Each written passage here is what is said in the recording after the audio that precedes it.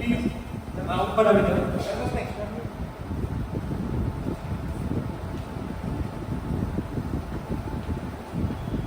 નરેન્દ્ર મોદી સાહેબને બોલાવવાનું ગૌરવ કોઈ વલસાડના વ્યક્તિને મળતું હોય તો એનાથી મોટી ગૌરવની વાત આપણા માટે કોઈ નહીં. એકવાર એના માટે જોરદાર તાળીઓ આપણને આજે એકદમ ફેમિલીનું એક ફંક્શન ચાલી રહ્યું છે તે છતાં એ આપણી વચ્ચે ફક્ત આપણને મળવા માટે આવ્યા છે. તો એના માટે એકવાર તાળી પાડી કરે.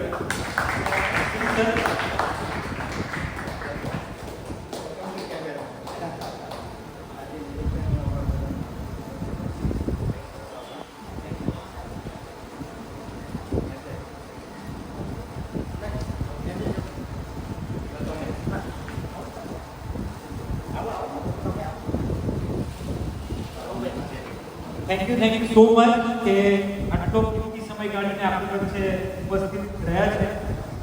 તો આ જે આપણા વલસાડના માટે ગૌરવની વાત છે એના માટે આપણે શોલ વધારીને સન્માન કરી રહ્યા છે. Thank you so much. અને એ સારું લખે પણ છે એ વાંચન એમના ઘરે તમે જશો તો એક આખી શેલ્ફ બુક્સથી ભરેલી છે. તો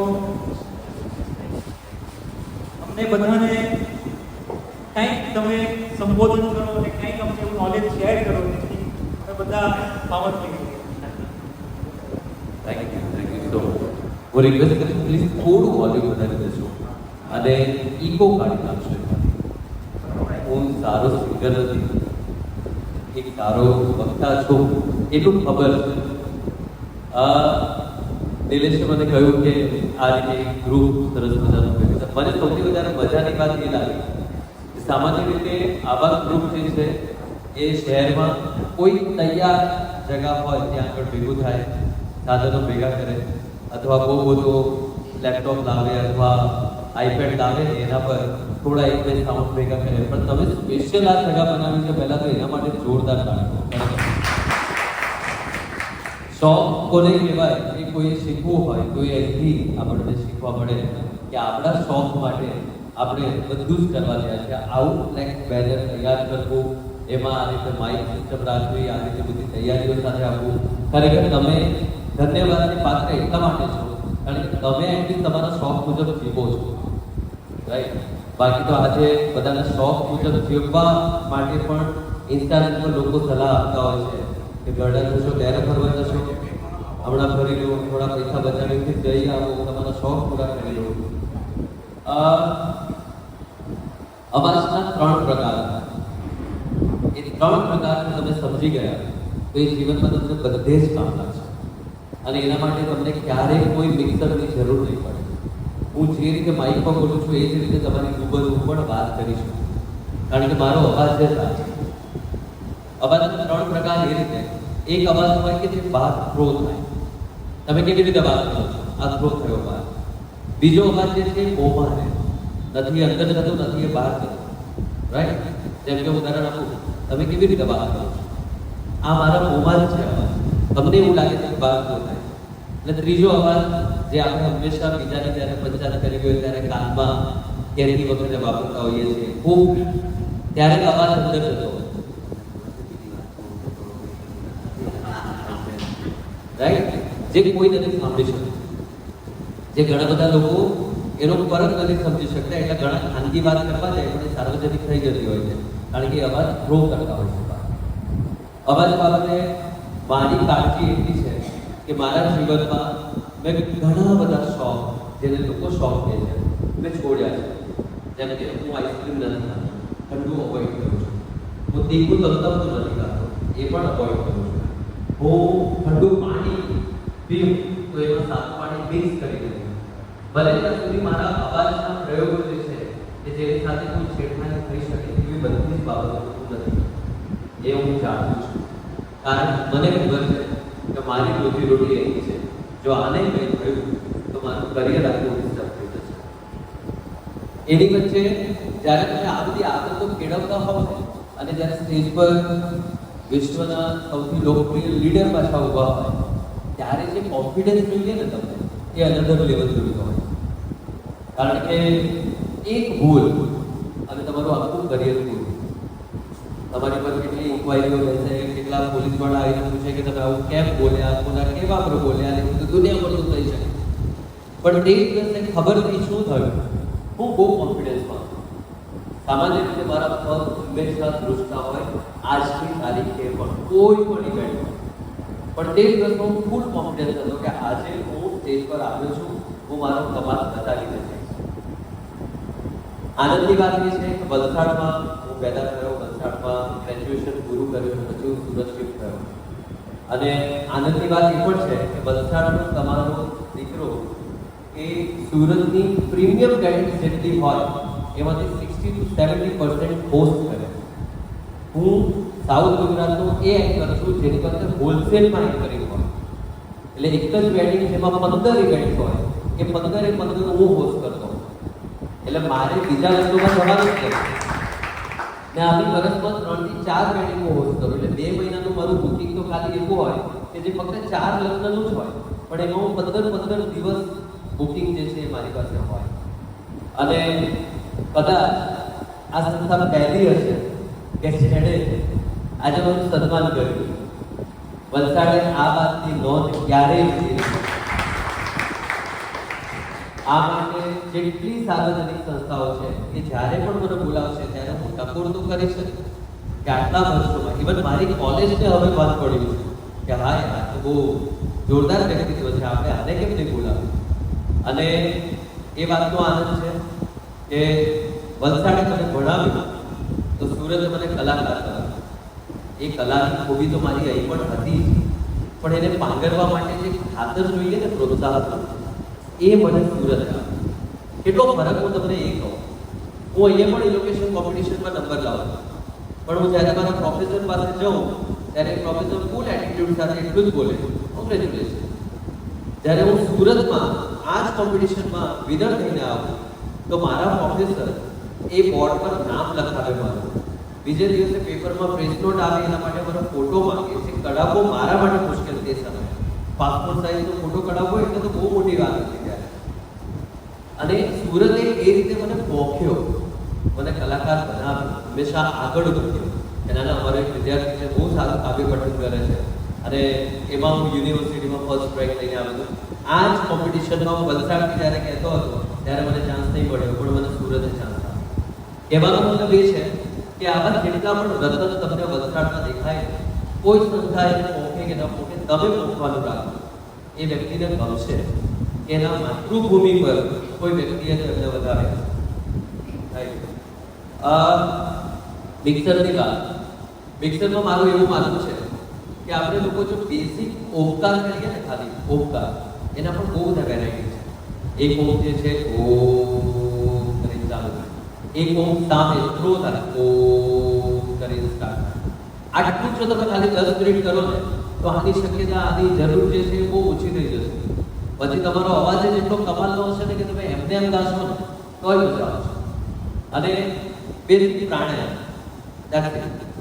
શ્વાસ રોકવાનો 1 2 3 4, શ્વાસ અંદર લીધો, પાછું 4 વખત કાઉન્ટ કરીને અટકાવ્યો, પછી 6 વખત કાઉન્ટ કરીને બહાર કાઢ્યો. આવી બેઝિક વસ્તુઓ જો તમે કરશો તો ટેકનિકલી તમે બહુ શાર્પ થઈ જશો. અને મને એ વાતનો આનંદ છે કે હું અવાજને વેરિએશન કરી શકું. એટલે એ રીતે તમારો કાર્યક્રમ જે મુજબ હોય તે પ્રકારનું મૂડ મારા અવાજથી ક્રિએટ કરી શકું. કે આજે મારે શોક સભામાં બોલવાનું છે તો મારા અવાજમાં એ પ્રકારનો શોક હોવો જ જોઈએ. જે દૂરદર્શનના એન્કરો બહુ સારી રીતે કરતા જ્યારે સમાચાર વાંચન કરતા. તમે જૂના દિવસો યાદ કરજો, જ્યારે એ લોકો પ્રસિદ્ધિની વાત કરતા હોય, કોઈ સિદ્ધિની વાત કરતા હોય, તેમના અવાજમાં એક લય અલગ હોય. જ્યારે કોઈના દુઃખદ નિધનની વાત કરતા હોય ત્યારે એમના અવાજનું ઢબ જ આખું બદલાઈ ગયો. ખબર જ પડે કે ખરેખર કોઈનું નિધન થયું છે, બહુ મોટી રાષ્ટ્રીય હસ્તી છે. આ બધી વેરાયટીઓ નાની નાની છે જે તમને બહુ કામ કરશે તમારા સંગીતમાં. એટલે તમે જે ગીત ગાવાના છો એ ગીતનો મૂળ શું છે, એમાં વ્યથા છે, પીડા છે, શોક છે, આઘાત છે, એ જો તમે સમજી જાઓ તો તમારું ગીત જે છે એ તમે ભલભલા માણસને ટચ કરાવી શકશો. અને જેમ કે કાવ્ય પઠન સ્પર્ધામાં મારું કાવ્ય હતું જે મેં કવિ વિનોદ જોશી પાસે એમના હસ્તલિખિત કોપી મંગાવી હતી. ત્યારે હું કશું જ નહોતું, જ્યારે મારી કોઈ ઓળખાણ નહોતી. અહીં હું કવિશ્રી ઉષ્ણસ પાસે આવ્યો, એમની પાસે વિનોદ જોશી સાહેબનો નંબર લીધો, એમને ફોન કર્યો, એમણે એ જમાનામાં એમની કવિતા ફેક્સ કરીને મને મોકલી હતી, જે મને હજી અકબંધ રીતે યાદ છે કે આવું કામ હોય, આવું કામ હોય. એનો ઉત્તર છે એવું પણ હોય, એના જેવું પણ હોય. છાપામાં ઉઘડતું તાજું પરોળ રોજ સાંજ પડે પસ્તી થઈ જાય. છાપામાં ઉઘડતું તાજું પરોળ રોજ સાંજ પડે પસ્તી થઈ જાય. આખો ચિત્રાત્મા પતોડાથી લાગણીઓ સરવાળે સસ્તી થઈ જાય. હવે એક લઈ જુઓ કે છાપામાં ઉઘડતું તાજું પરોળ ધીરે ધીરે ધીરે ધીરે ધીરે સૂરજ ઉગે છે. આખો ચિત્રાત્મા પતોડાથી લાગણીઓ, રાજવામાં તોડાથી લાગણી, રાજુ ઉપર નીચે થાય છે. તો આ જે વસ્તુ છે એ તમે સમજી જશો ને, ખરેખર બહુ મજા આવશે. બેઝિક ઓમકાર કરો, બેઝિક પ્રાણાયામ કરો, અને ઓમકારમાં પણ વેરિએશન છે અને યુટ્યુબ પર ઢગલો મસાલો છે. નાના નાના છોકરાઓ એટલું સરસ સામગ્રી મૂકે છે કે ખરેખર મોજ પડી જાય. અને આ બધા રિયાઝ જે છે મારે ડ્રાઇવિંગ વખતે કરતો હોઉં, કે જે સૌથી વધારે યુઝલેસ થાય છે. જ્યારે તમે કશું જ નથી કરતા, ખાલી ગાડી ચલાવો છો, પેલા આમ ગાડી વાળી, પેલા તેમ ગાડી વાળી, અને આપણે એવી ફરિયાદો કરતા હોઈએ છીએ. પણ એ સમય દરમિયાન હું આ પ્રકારના રિયાઝો મારા બતાવું, સારા લેક્ચરો સાંભળું અને ખૂબ મજા આવે. હવે જનરલી હું આ પ્રકારના વન ટુ વન લેક્ચરનો માણસ નથી, હું ક્વેશ્ચન આન્સરનો માણસ વધારે છું. એટલે જો તમારા કોઈ ક્વેશ્ચન હોય એ પૂછો અને હું આન્સર આપું. આમ તો આપ તો વડીલો એટલા બધા, મતલબ આમ જોવા જાય તો મારે તમને બે હાથ જોડીને પૂછવું જોઈએ કે પ્લીઝ તમે મને ગાઈડ કરો. પણ તોય આ વિષય સંદર્ભ, ખાલી આ વિષય પૂરતું જો આપણે કંઈ પૂછવું હોય તો આપણે ચોક્કસ જી. મારો પ્રશ્ન એ છે કે આજે કોમ્યુનિકેશન બાબતે તમારી રુચિ કેવી રીતે આવી? રુચિ આવી તો તમે કોને એવા મેન્ટર બનાવ્યા, અને એ મેન્ટરની પાસે તમે કેવી રીતે શીખ્યા એની થોડી માહિતી આપો. કમ્યુનિકેશન જે છે એ બહુ બેઝિક વસ્તુ છે, અને કદાચ સૌથી વધારે આપણા સમાજમાં જે લોકોનો સિક્કો પડે છે ને એ લોકો બેસ્ટ કોમ્યુનિકેટર છે. એ લોકોને ખબર છે કે મારે કેવી રીતે આ વસ્તુ ક્લિયર કરવાની છે. મારું કોમ્યુનિકેશન જે છે એ ક્લિયર થયું આમ કહી શકાય સ્કૂલ લાઈફથી. કારણ કે મારા ઘરમાં કમ્યુનિકેશનના અમારું બહુ બધા કચિયાઓ થાય. હું એવી કોમ્યુનિટીથી આવું છું કે જ્યાં સમજ કરતાં ગેરસમજ થવાના વધારે ચાન્સ હોય છે. એટલે તમારી એક નાનકડી હરકત પણ હોય તો એને અધરવાઇઝ લેવા માટે પીપલ તૈયાર જ. મેં એટલું કર્યું સર કે મેં મારા ગુજરાતી મિત્રો વધારે મારા ગુજરાતી મિત્રો એટલા બધા હતા. દૂરદર્શન હું નિયમિત જોતો અને એના પર આવતા વાર્તાલાપ હું ધ્યાનથી સાંભળતો. એ સમયના વાર્તાલાપ કે જ્યારે આમ તમને એકદમ પૂરબી લોકો આવીને વાતો કરતા હોય એ વાત સાંભળવાની મજા આવે. હું સફારી વાંચું, ચંદન વાંચું, ચંદા મામા વાંચું, ચંપક સુદ્ધા અમે વાંચતા. અને ચંપક તો મને યાદ છે ત્યાં સુધી મેં 11માં છોડ્યું જ્યારે મને મમ્મીએ ટકોર કરી કે હવે તો બહુ નાના બાળકોનું છે. મેં કીધું ના, મને ચીકુ બહુ ગમે છે, હું ચીકુની સિરીઝ તો જોઈશ મતલબ. સો એ પુસ્તક વાંચન જે છે એણે મને બહુ ક્લેરિટી આપી. પછી ગુજરાત નોલેજ સોસાયટીમાં કમ્યુનિકેશનનો ટ્રેનર બનવા માટે મેં એનો નાનકડો કોર્સ આવે એ કોર્સ કર્યો, અને એમાં મને ખાસું એવું શીખવા મળ્યું.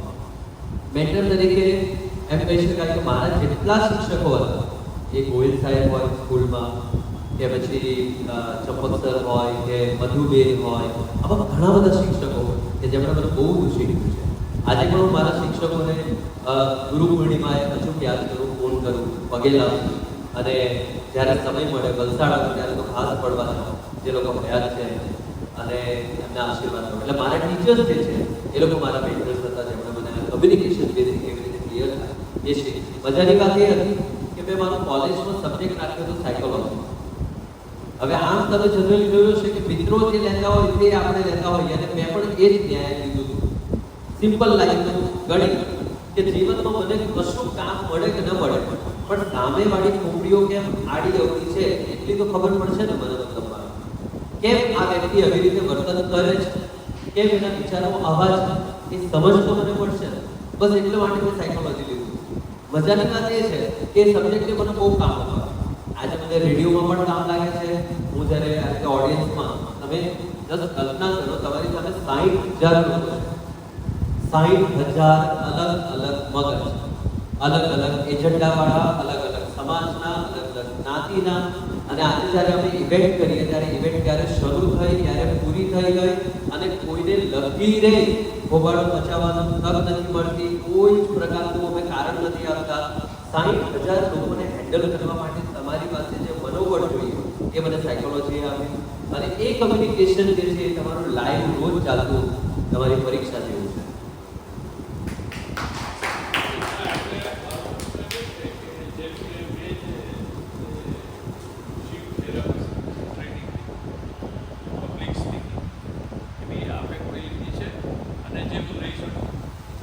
પબ્લિક સ્પીકિંગ માટે મારો અનુભવ એવો છે કે તમારી પાસે 4 બાબતો બહુ ક્લિયર હોવી જોઈએ.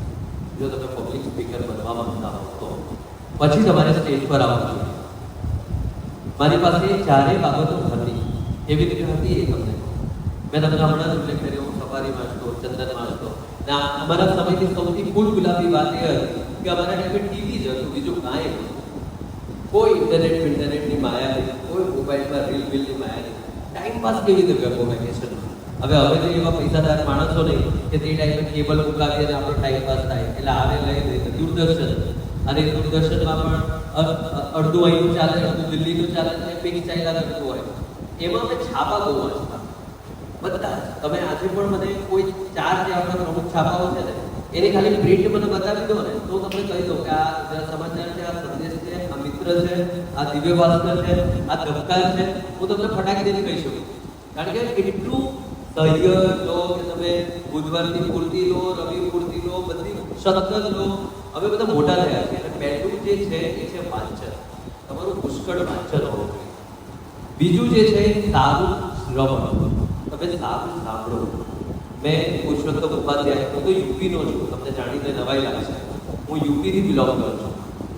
મેં પુરુષોત્તમ ઉપાધ્યાયને સાંભળ્યા છે, મેં હંસા દવેને સાંભળ્યા છે, એ જ રીતે મેં આરતી મુનશીને સાંભળ્યા છે.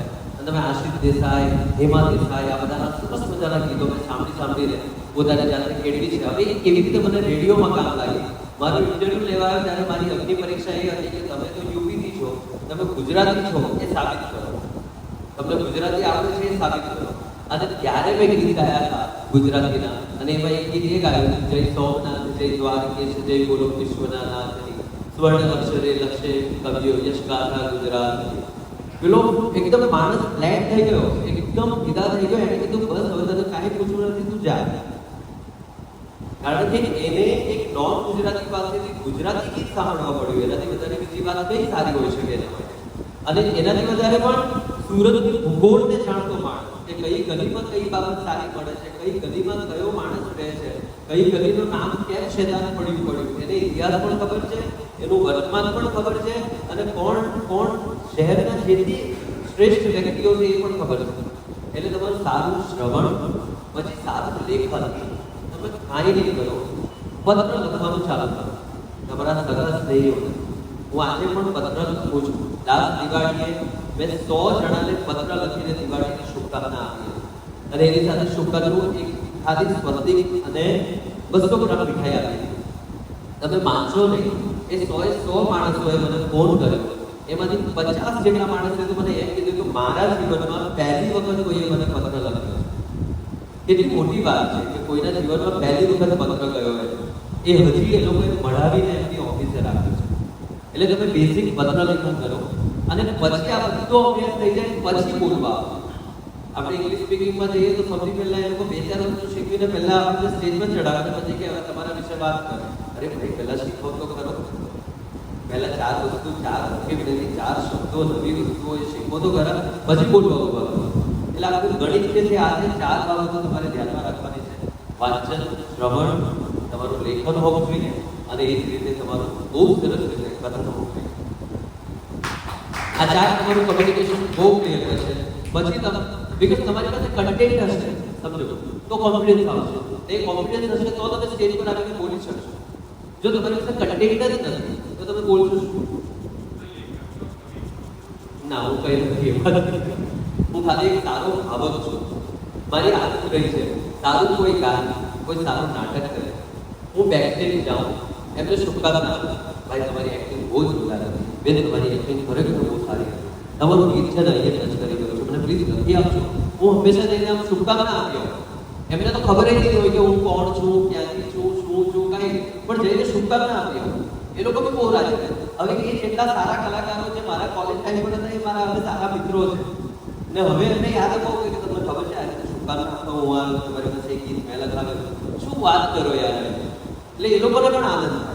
એટલે હું સારું ભાવક છું, મને સારું સાંભળવું, સારું જાણવું, સારું સમજવું બહુ ગમે છે. જી.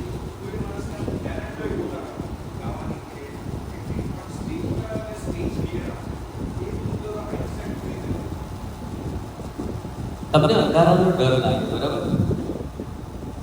તો તમે અંધારાનો ડર કેવી રીતે દૂર કરશો?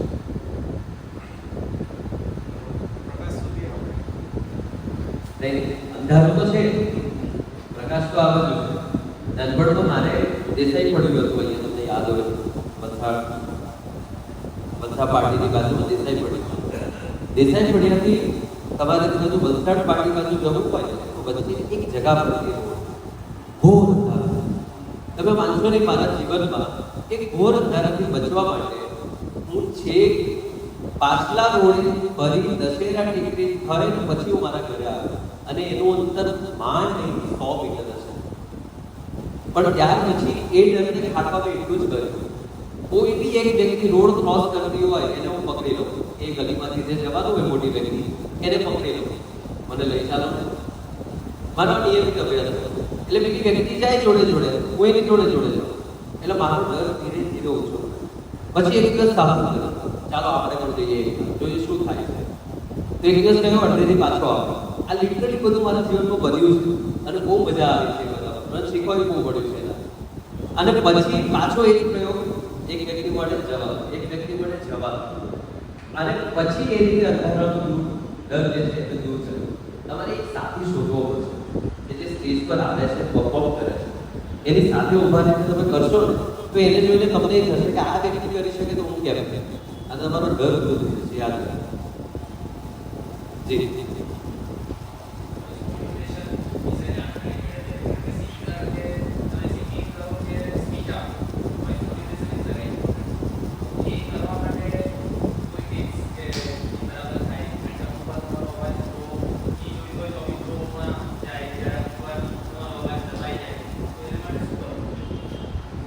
મેં આગળ એની વાત કરી કે તમારે એ જેમ કે આપણે વોઇસ ઓવર કરતા હોઈએ એટલે આપણે પહેલું ક્લાયન્ટને શબ્દ એ પૂછીએ કે તમારો આનો પીચ કયો છે.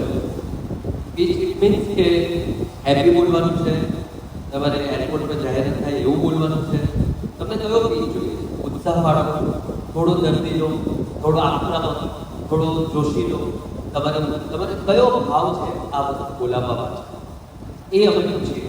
અને પછી અમે એ માઇન્ડસેટ સેટ કરીને પછી વોઇસ મોડ્યુલેશન એમાં આપીએ.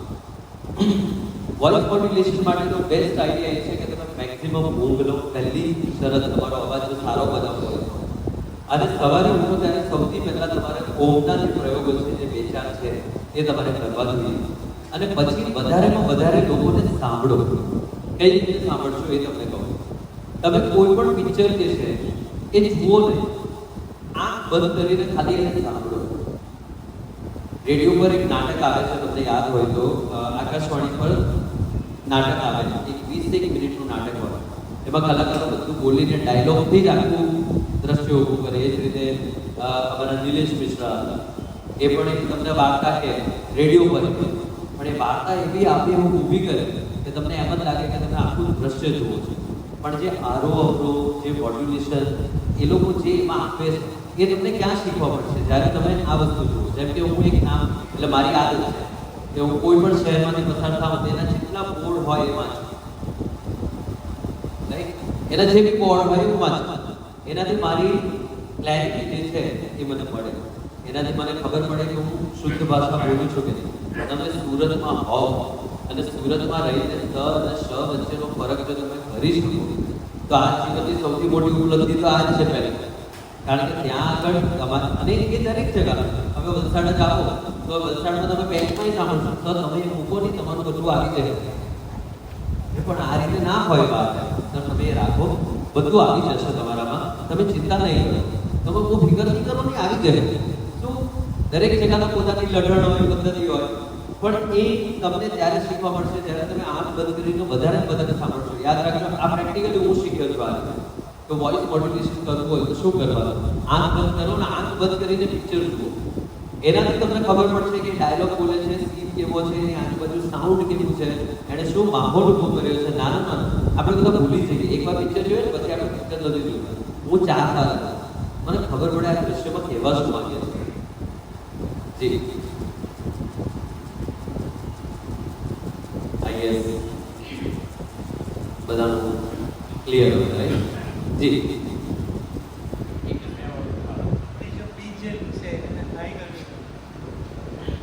સ્પીચ તમારી હાઈ કરવી.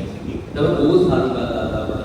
તમારો એક સ્પીચ જે છે એ આજે મુકેશ સુધી પહોંચતો હતો, અને તમે ખરેખર રિયાઝ સારું કરશો ને તો તમે સારું, વધારે સારું ગાઈ શકશો. કહેવાનો મતલબ એ છે કે એ પીચ જે છે એ વધારવા માટે તમારે ગળું તો ખોલવું પડશે. એ કેવી રીતે ખોલવું? જે આપણે ક્લાસ ચાલુ કર્યા છે એમણે કીધું કે તમે ઓમ જ્યારે ચાલુ કરો છો ત્યારે આપણે હંમેશા ઓમ આ રીતે ચાલુ કરીએ. એ જનરલી આપણે બધે આ રીતે બધાને શીખવતા જોયા છે. એમણે કીધું આ રીતે નથી કરવાનું, તમારે ઓમ સીધો બોલવાનો છે. કીધું આ કેવું આવે સીધું બોલવાનું? હવે તમને જો અવાજ આપણે આખો ગમ કરીને જ વાત કરીએ. એમણે કીધું હું તમને શીખવું જો ઓ, એટલે પહેલી વખત મેં કરી તો પાછું આમ જ કર્યું, હું ડૂબકી લગાવી. પણ એટલે ધીરે ધીરે શીખ્યું કે તમે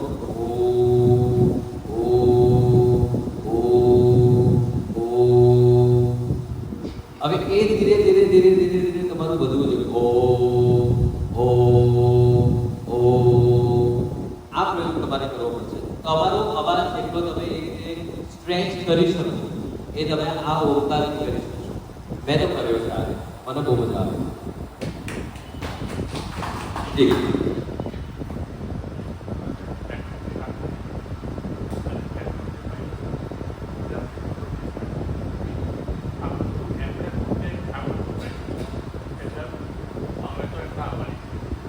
નહીં, બહુ ગમી એક્ટિવિટી, ખરેખર હું કહું છું.